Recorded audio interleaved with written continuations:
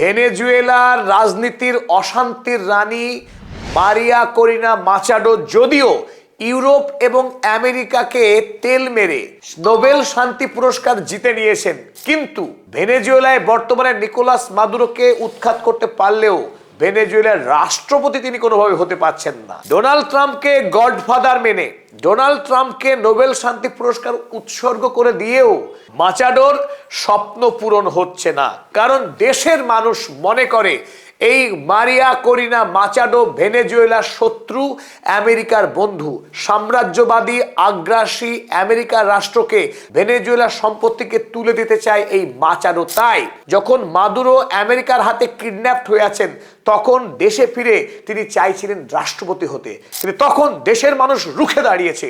যদি মাচাডো ভেনেজুয়েলা প্রবেশ করে তাকে দেশের মানুষ উচিত শিক্ষা দেবে।